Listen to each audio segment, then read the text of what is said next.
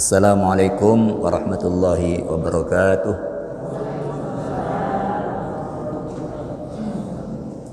Bismillahirrahmanirrahim. Alhamdulillahi haqqu hamdi. Wassalatu wassalamu ala man la nabiyya min ba'di wa ala alihi wa ashabihi. Amma ba'du. Subhanaka la ilma lana illa ma 'allamtana innaka antal alimul hakim. Allahumma arinal haqqa haqqan warzuqna husna ittiba'i wa arinal batila batila warzuqna husna ijtinabi. Para jamaah, Bapak Ibu sekalian, alhamdulillahirabbil alamin. Mudah-mudahan Allah Subhanahu wa taala menerima ibadah kita pagi hari ini, mencatatnya sebagai bagian dari amal soleh kita. Mudah-mudahan Allah senantiasa memberkahi kehidupan kita hari ini hingga kita diselamatkan dari hal-hal yang bersifat ketidaktaatan kepada Allah Subhanahu wa taala. Para jamaah, kajian kita tentang fikih salat hari ini masuk ke bacaan Al-Fatihah. Pekan yang lalu kita sudah mengkaji cara meletakkan dua tangan ketika berdiri dalam salat.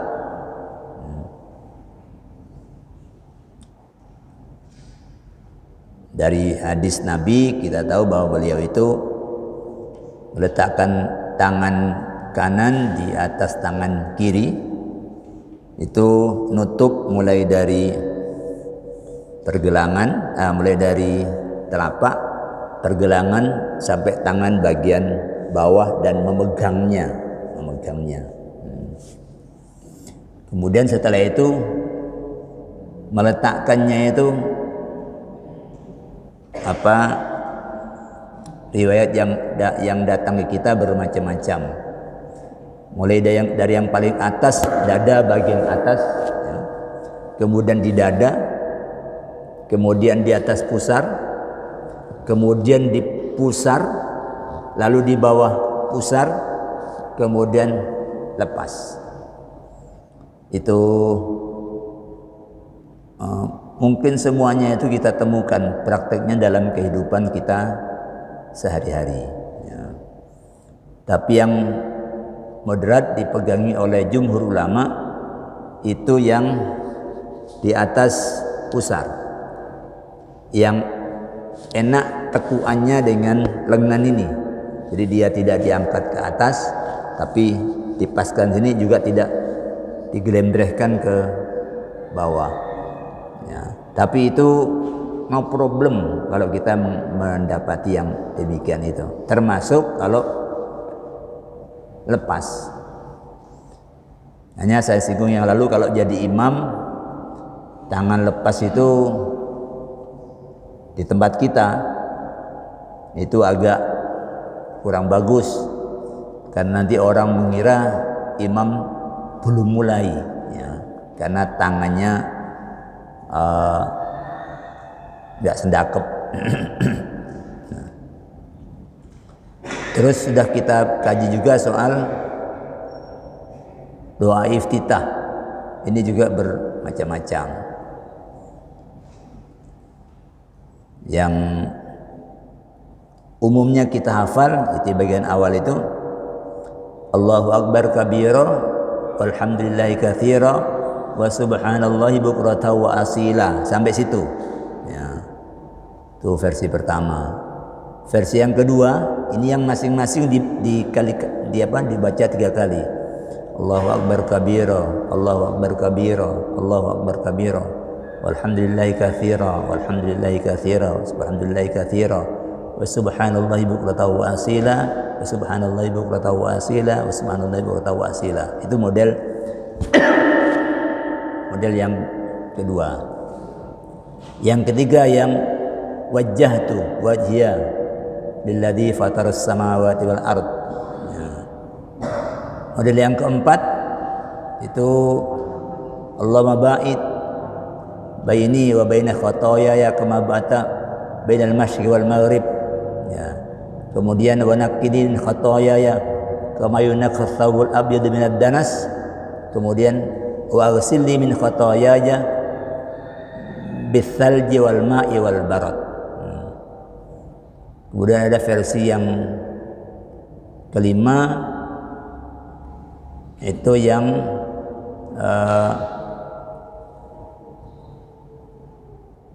subhanakallahumma wa bihamdika tabarakasmuka wa ta'ala jadduka wa la ilaha ghairuka. Ya. Kata para ulama yang memperhatikan mana yang paling bagus, itu kalau jadi imam sebaiknya jangan yang panjang, ambil yang pendek. Kalau jadi imam kalau jadi imam yang publik, ya, kalau imamnya untuk makmum yang khusus, ya, yang sama-sama tahu kalau tidak punya kesibukan, yang dari tadi juga sudah ada di masjid, setelah sholat juga tidak mau kemana-mana, oh ya tidak apa-apa. Tapi kalau publik, karena boleh jadi ada orang yang kalau ngaduknya suwi itu dengkulnya kotean dan seterusnya, itu ya ambil yang moderat. Jangan menggunakan selera sendiri imam itu.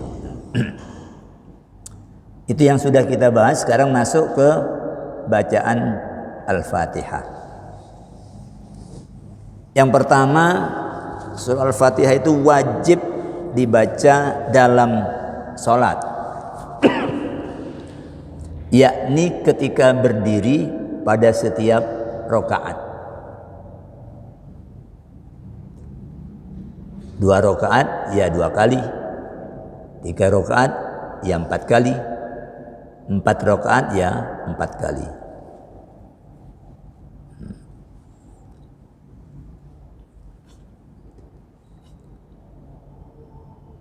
Ya kira kalau ini di mana-mana ini, ya, tidak ada yang. Nah, wajibnya Al-Fatihah dibaca dalam salat tersebut didasarkan pada sabda Nabi Sallallahu Alaihi Wasallam yang menegaskan tidak ada salat bagi orang yang tidak membaca Al-Fatihah. La salata liman lam yaqra bi Fatihatil Kitab.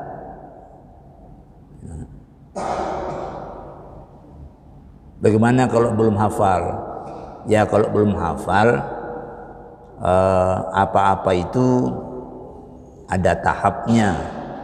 Nabi menyatakan, ma amartukum bihi fa'tu minhu mastata'tum. Apa yang aku perintahkan pada kamu untuk kamu lakukan, kerjakan sesuai kemampuan kamu. Saya pernah membimbing mu'allaf untuk sholat, ya hanya butuh waktu mungkin 3-4 hari dia sudah selesai semua bacaan sholat. Saya kasih tulisan Latin karena dia tidak bisa baca Arab. Datang ke rumah, saya sholat berbunyi, ya. Dia ngikut belakang saya. Hanya setiap pagi, kalau nggak salah hari keempat dia sudah hafal semua sampai ke tahiyat. Tahiyat. Setelah kira-kira 3-4 bulan dia cerita kalau dia ngimami. Wah, luar biasa ini. Kok bisa sebenarnya ngimami? Dia pulang dari kerja, masuk maghrib, saya mampir di musola. Ternyata di situ saling dorong. Monggo. Ya, saya sudah bisa sholat, ya saya ngimami. Mu'allaf ini. Oke. Sedangkan wajibnya Fatihah dibaca ketika berdiri pada setiap rakaat itu didasarkan pada pengajaran salat oleh Nabi kepada sahabatnya yang bernama Khalad bin Rafi'. Nabi ajarkan, maka bertakbirlah kamu, kemudian bacalah olehmu apa yang mudah dari Al-Quran yang ada padamu, kemudian rukuklah. Ini menyebut apa yang mudah dari Al-Quran yang ada padamu. Tidak disebut surat apa. Tapi kalau kemudian digabungkan dengan riwayat yang pertama tadi, maka yang mudah itu adalah, yang dimaksud yang mudah itu adalah surah Al-Fatihah. Andai kata Anda hafal, yang hafal kulhu, ya sudah baca aja kulhu. Kok hafal kulhunya? 11 sering taklilan, Pak. Allahu samad. Sebenarnya Quran itu kan mendengar aja lama-lama hafal. Ya. Jadi Rafi' bin Khudaj ini ceritanya itu Nabi masuk masjid, ya. Fadakhala rajulun, lalu ada orang yang masuk juga. Fasalla, lalu orang ini salat. Fasallama ala Nabi, setelah selesai salat dia mengucapkan salam kepada Nabi. Faradda, Nabi kemudian menjawab salamnya. Wa qala, dan Nabi bersabda, irji fasalli fa innaka lam tusalli, kata beliau itu. Ulangi, salatlah kamu, sungguh kamu itu belum salat. Komentari salat dia itu, Nabi menyatakan kamu belum salat. Faraja'a yusalli, lalu orang itu mengulangi salat. Kama shalla, sebagaimana salat yang tadi yang sudah dia kerjakan. Tsumma jaa fasallama, kemudian dia datang kepada Nabi mengucapkan salam. Salam ala Nabi. Nabi mengucapkan hal yang sama. Irji fasalli fa innaka lam tusalli. Ulangi salat, kamu tadi itu belum salat. Dia ulangi lagi untuk yang ketiga. Ketika yang ketiga itu dia bilang, walladzi ba'atsaka bil haqq ma uhsinu ghairahu, ya. Demi Tuhan yang mengutusmu dengan membawa agama yang benar, saya tidak bisa melakukan yang lebih baik selain dari yang tadi itu. Itu sudah menurut saya yaitu yang paling baik. Fa'allimni, maka ajari aku. Faqala, lalu Nabi bersabda, tadi itu potongannya, idza qumta ila salati, kalau kamu berdiri untuk salat, fakabbir, maka bertakbirlah. Ini takbiratul ihram. Tsumma qra ma tayassara ma'aka minal Qur'an. Lalu bacalah apa yang mudah dari Quran yang ada padamu. Yang ada padamu. Jadi yang dimiliki sebagai hafalan itu yang mudah, ya. Kita disuruh baca itu yang mudah. Yang mudah ya yang paling apa namanya? Yang paling lanyah hafal. Kalau belum lanyah, belum hafal, sebaiknya jangan. Nanti itu mikir, mariki opo. Terus lek keliru ya opo ya. Walaupun keliru itu bisa jadi ya, bisa jadi. Yang bagus itu adalah salat bersama orang umum itu yang biasa orang umum hafal. Sehingga kalau sini ada kelirunya, yang belakang itu bisa mereksi. Kalau yang dibaca itu, kalau di kalangan para hufat, qori hufat, oh ya enggak apa-apa ya. Karena nanti kalau ada salah-salahnya itu di belakang ada yang bisa mereksi ya. Oke.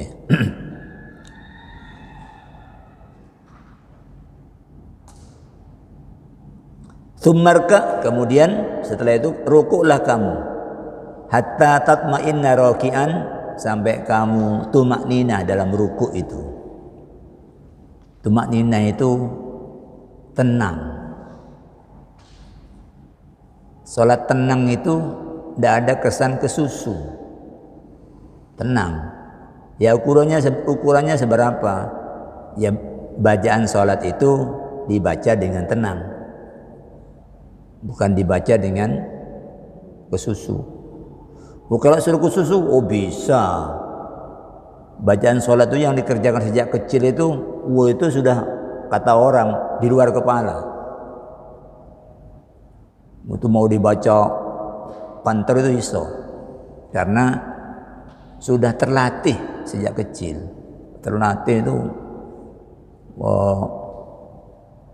bisa pecahkan rekor.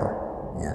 Tapi ini sholat sedang menghadap dia yang menentukan segalanya tentang kita.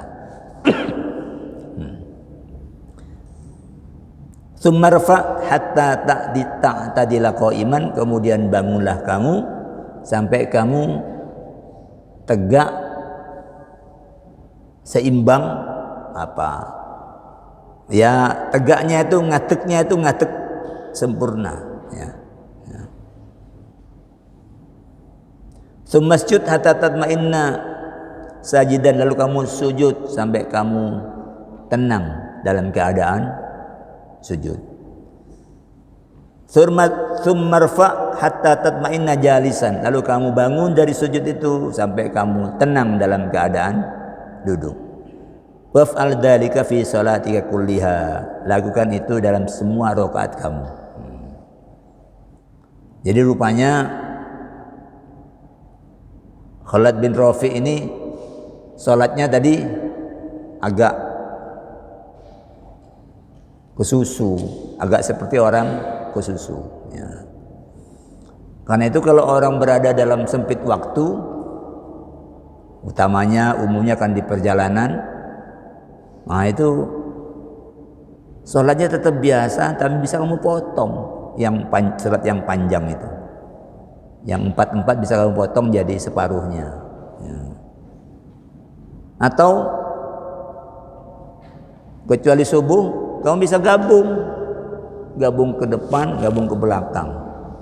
Tidak pikir nanti ini kalau saya takhir kayaknya agak berat mencari waktu karena sudah mulai masuk acara ini.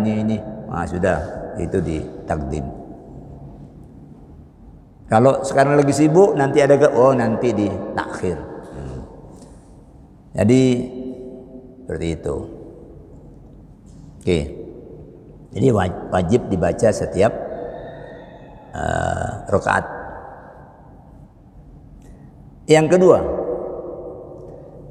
menurut jumhur atau mayoritas ulama, kebanyakan ulama, sunnah hukumnya membaca Al-Fatihah dalam sholat dengan didahului ta'awud. Ta'awud itu a'udzubillahi minasyaitonirrajim atau a'udzubillahi samiil alimi minasyaitonirrajim, tambahan menyebut sifat Allah As-Sami yang Maha mendengar, Al-Alim yang Maha Tahu.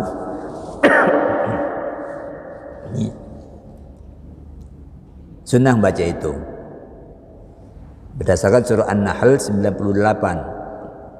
A'udzubillahi minasyaitonirrajim. Fa idza qara'tal Qur'ana, kalau kamu akan membaca Al-Qur'an, fasta'id billahi minasyaitonirrajim, maka berlindunglah kamu dengan Allah dari setan yang terkutuk. Jadi ini menurut mayoritas ulama, karena Al-Fatihah itu ya Quran, maka mendahulunya dengan ta'awudz itu sunnah. Ya. Bahkan Nabi mengajarkan ta'awudz juga kalau di dalam sholat itu ada gangguan-gangguan dari setan. Ya. Kok kemudian mikir apa terus ingat, itu Nabi anjurkan suruh ucapkan a'udzubillahi minasyaitonirrajim. Dalam kata hadis qudsi, Allah mendengar itu, ya. Allah mendengar ucapan kamu a'udzubillahi minasyaitonirrajim itu. Tapi yang mungkin sekarang untuk kita tidak pas, kalau pas sholat jamaah bermakmum, setelah itu Nabi menyebut meludahlah kamu ke kiri. Nah ini kalau pas jamaah, sebelahnya yang musibah bagi sebelahnya itu. Ini tempatnya orang sujud, yaitu diganti dengan tiup aja. Itu sebagai isyarat untuk mengusir, ya, untuk mengusir agar setan pergi dengan memohon perlindungan dari Allah. Nah caranya, ya, ta'awudz itu kalau menurut Imam Syafi'i boleh pilih antara membacanya secara sir itu rahasia dengan berbisik, ya terdengar oleh telinga sendiri, ya. Bukan dalam hati, ini tetap baca dengan lisan tetapi suaranya suara bisik. Ini dipraktekkan oleh sahabat Umar.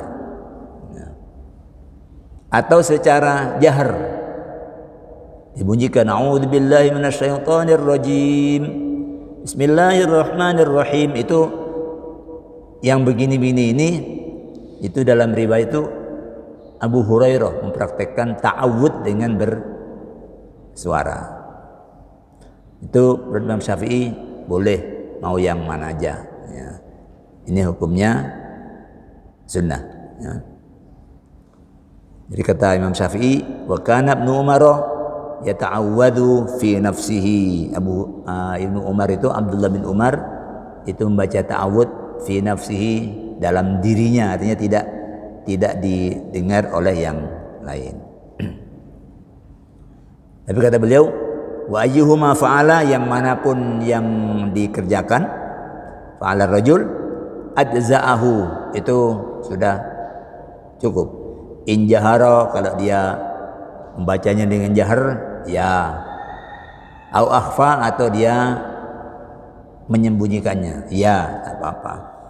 Karena yang penting itu di situ ada kehendak untuk memohon perlindungan Allah dari godaan setan. Karena setan itu jelas, setan itu musuh nyata. Allah menyebut itu musuh nyata setan itu. Wala tattabi'u khutuwatis syaitan, kamu jangan ikuti langkah-langkahnya. Ya. Sadar kalau kamu katut, segera ta'awudz. Kita biasa menyebut naudzubillah. Oke. Itu ta'awudz. Kalau pas ada imam baca ta'awudz, ya ada apa-apa. Taat baca ta'awudz dengan berbunyi, ya ada apa-apa. Yang ketiga, tentang bacaan basmalah pada Al-Fatihah. Ini pendapat para ulama madhab terbagi menjadi 4 ini.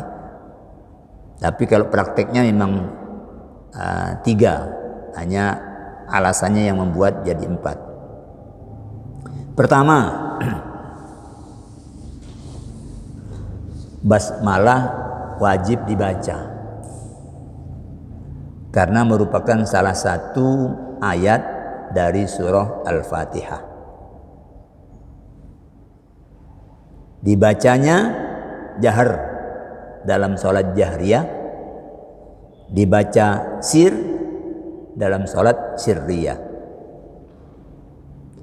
Jadi kalau sholatnya sholat jahr seperti maghrib, isya, subuh, sholat Jumat, sholat hari raya yang jahar-jahar itu, ya bismillahnya juga jahar. Ini pendapat yang dipilih oleh madhab Syafi'i. Di Indonesia kita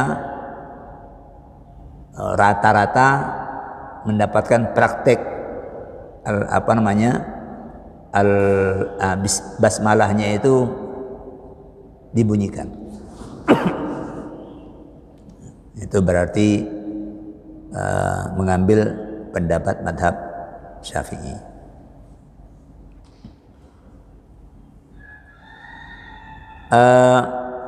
Seorang tabi'in Nu'aim al-Mujammir itu berkata, "Shallaitu wara'a Abi Hurairah." Aku salat di belakang Abi Hurairah. Faqara'a, lalu dia membaca Bismillahirrahmanirrahim. Tsumma qara'a bi ummil Qur'an. Baca bismillah, kemudian membaca Ummul Qur'an, yaitu membaca Al-Fatihah. Hatta idza balagha waladdallin qala amin. Jadi setelah sampai di waladdallin, dia berkata amin.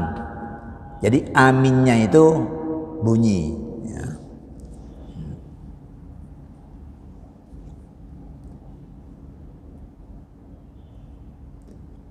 Setelah dia selesai sholat, kata Nu'aim al-Mujammir, Abu Hurairah itu lalu berkata, "Walladzi nafsi biyadihi," demi zat yang jiwaku adalah dalam genggamannya,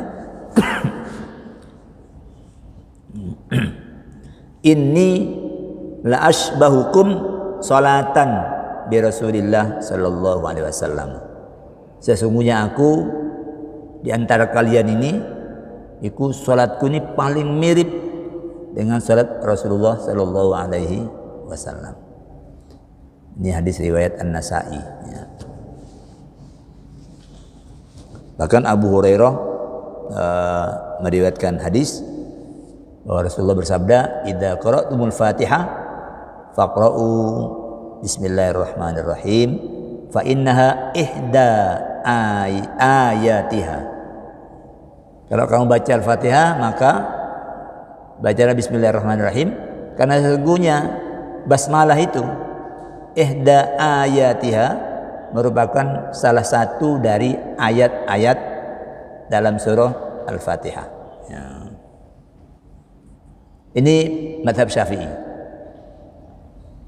Yang kedua menurut mazhab Hanafi. Menurut mazhab Hanafi, basmalah itu bukan bagian dari surah Al-Fatihah, tapi dia adalah ayat yang berdiri sendiri.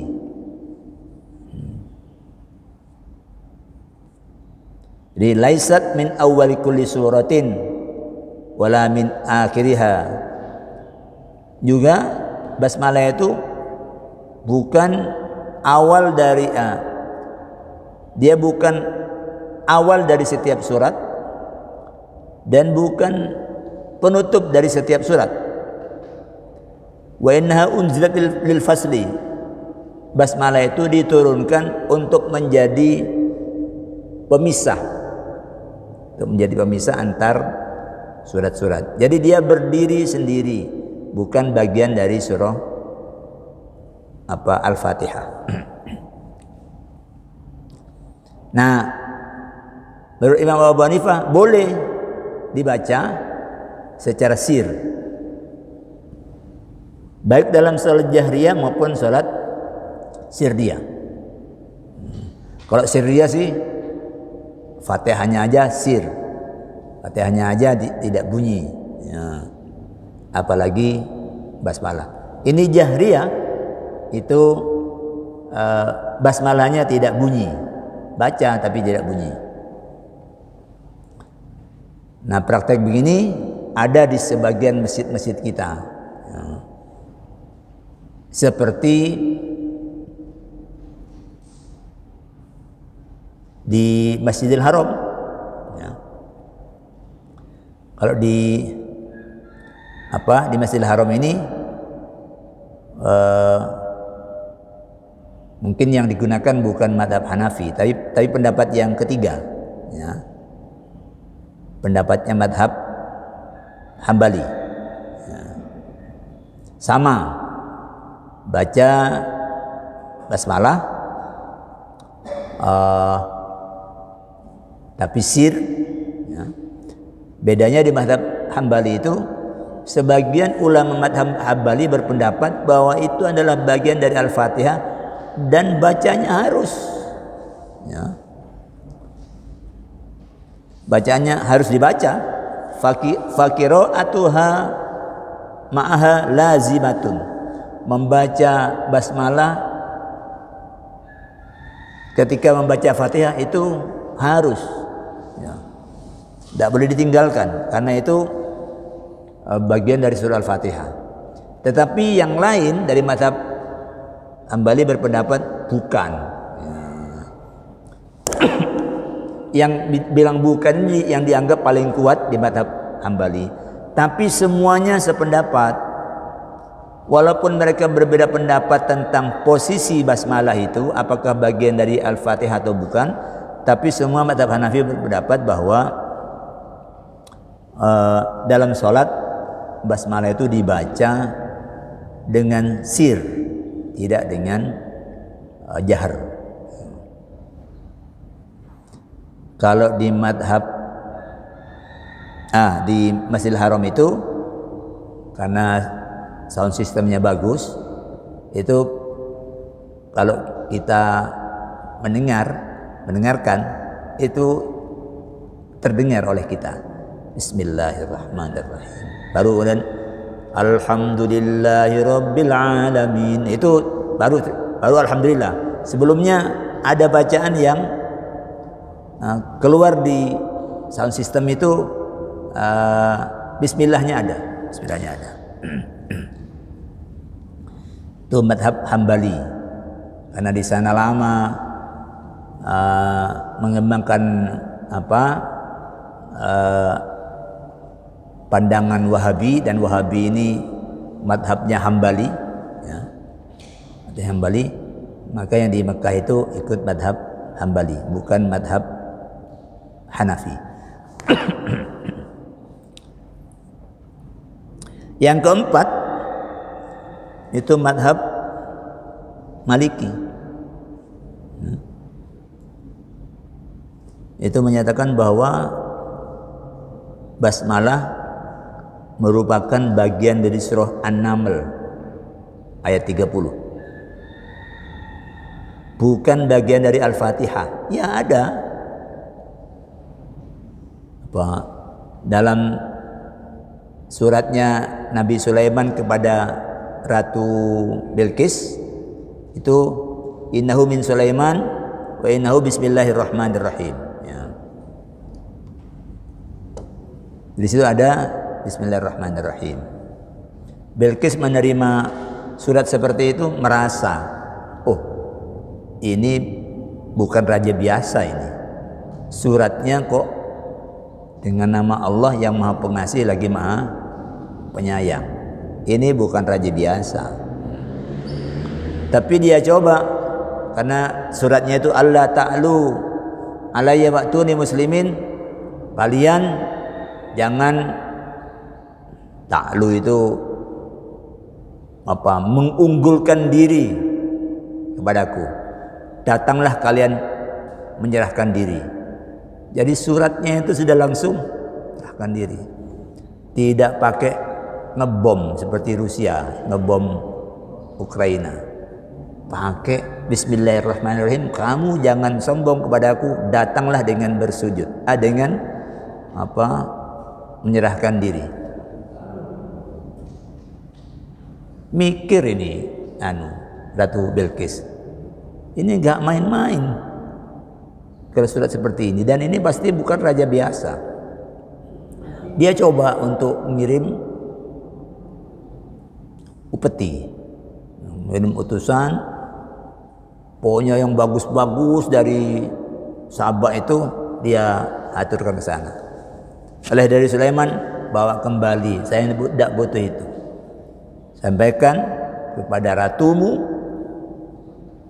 aku meminta dia datang menyerahkan diri. Akhirnya setelah berunding, dia memilih Bilqis untuk datang, tidak mau melawan, siap berada di bawah kontrol politik Nabi Sulaiman. Karena dia menyembah matahari, burung hudhud lapor ada kerajaan dipimpin perempuan di selatan, itu mereka menyembah matahari. Nah, Nabi Sulaiman yang tugasnya menyampaikan ajaran Allah, dia kirim surat yang bawa hudhud. Ya, kalau sekarang itu WA, ya. Nah, dulu itu yang bawa burung hudhud. Jadi burung aja itu seperti itu. Isin kita sama burung kalau kemudian tidak punya perhatian terhadap dakwah. Dakwah itu bukan maknanya pengajian, ia cuma ingatkan orangnya, tak oleh cung, tak oleh. Ya, itu namanya dakwah. Ya. Atau ayo sebayai sholat, yo tangi, itu dakwah. Jangan dimaknai dakwah itu ceramah, ya. Kalau api-api, enggak. Ya. Ya. Berangkatlah kelompok ini. Singgasananya itu dibungkus dengan 7 lapis. Bilqis tidak ingin ada yang duduk di singgasananya itu selama dia pergi, karena Sabah Palestina itu jauh. Ya. Nabi Sulaiman tahu sampai mana, karena Nabi Sulaiman kan punya jin, punya pasukan, sampai mana. Begitu sudah mulai agak dekat, terfikir oleh Nabi Sulaiman, wah ini akan bikin surprise kalau dia datang ke sini, singgasananya ada di sini. Wah, Nabi Sulaiman kemudian nanya, ayyukum ya'tini bi arsyiha, ya, siapa yang bisa mendatangkan singgasana Bilqis itu ke sini sebelum mereka datang menyerahkan diri. Jin Ifrit bilang, aku sanggup, ana atika qabla an taquwa min maqamik, aku akan mendatangkan singgasana itu sebelum engkau berdiri.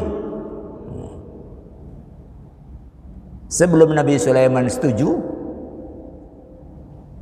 seseorang yang mengetahui ilmu dari Alkitab, dia menyatakan, saya akan mendatangkan itu kepadamu sebelum kamu berkedip. Tiba-tiba sudah di situ. Ya, Nabi Sulaiman bersyukur. Hadza min fadli Rabbi. Ini aku punya orang-orang dekat dengan kemampuan seperti ini. Ini adalah fadl dari Tuhanku. Liyabluwani, untuk menguji aku, aashkuru am akfur, apakah aku pandai bersyukur atau aku kufur. Jadi punya kelebihan itu bukan siapa yang bisa, enggak begitu. Dia kemudian ini fadl dari dia, ya, enggak kemudian mentang-mentang. Nah, udah mentang-mentang. Ya, oke. Jadi itu apa namanya? Kaitannya dengan apa tadi?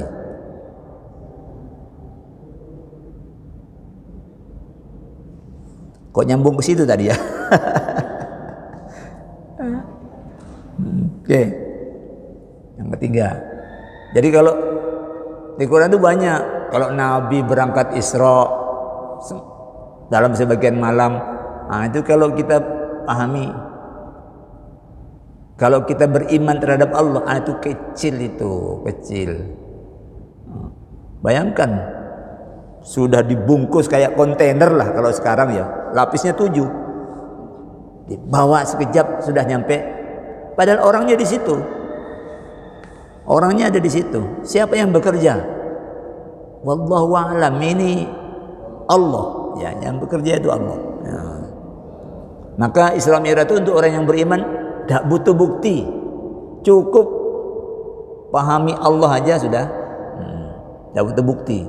Kalau orang yang tidak percaya, bagaimana dia bisa menembus ke sana? Wong mencapai matahari aja kalau pakai kendaraan secepat cahaya 8 menit itu matahari yang terdekat. Matahari yang nomor 2 butuh waktu 4 tahun untuk nyampe situ. 8 tahun untuk kembali lagi. Oh ini 1 malam, gak masuk akal, gila Muhammad ini. Nah itu, ya karena tidak percaya Allah. Kalau percaya Allah, karena kita biasa mikir itu kayak sehari-hari. Jadi kalau dengan Allah, kalau Allah kerso, tidak ada yang mustahil. Karena Nabi Muhammad tidak berangkat sendiri, dia diberangkatkan, bukan berangkat sendiri. Oke. Yang keempat, sunnah membaca Al-Fatihah secara tidak bersambungan, melainkan bacaan putus pada setiap akhir ayat.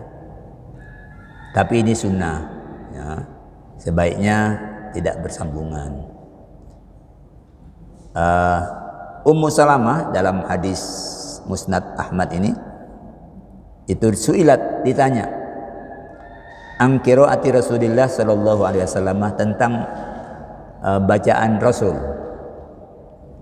Faqalat, lalu dia, Ummu Salamah ini istri Nabi, salah satu dari istri Nabi, janda ya, Ummu Salamah janda. Ketika Nabi takziah, dia menghibur, sudahlah kamu berdoa aja kepada Allah, mudah-mudahan diberi oleh Allah ganti yang lebih baik, untuk agar dia tidak sedih.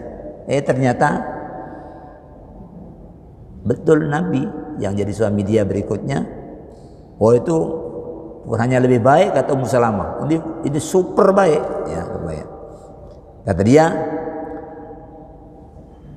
kana yuqatti'u qira'atahu ayatan. Dia putus-putus ayat per ayat. Bismillahirrahmanirrahim, alhamdulillahirabbil alamin, arrahmanir rahim, dan seterusnya ya. Tapi kalau nyambung ya tidak apa-apa, ini sunnah. Mana ada itu di YouTube itu orang baca surah Al-Fatihah 1 nafas, dan itu pakai qiraah.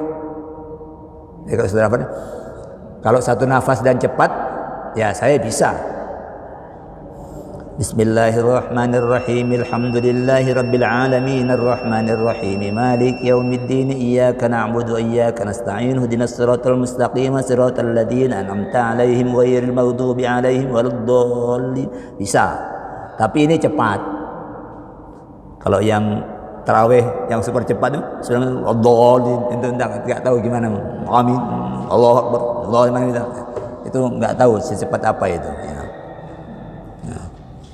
Ini dari qiraah sampai akhir itu kuat ya, bacanya itu pelan top nyambung terus sampai akhir ya, kuat. Jadi itu Kalau tidak ya apa-apa. Alhamdulillahirabbil alamin arrahmanir rahim maliki yaumiddin iyyaka na'budu wa iyyaka nasta'in ihdinas siratal mustaqim siratal ladzina an'amta 'alaihim ghairil maghdubi 'alaihim waladdallin. Itu menjadi 3. Itu enggak, tapi yang bagus ngikut sunnah itu putus-putus. Oke. Jadi ini kalau di oncai itu urusan baca Fatihah aja ilmunya banyak. Tapi kalau sudah jalan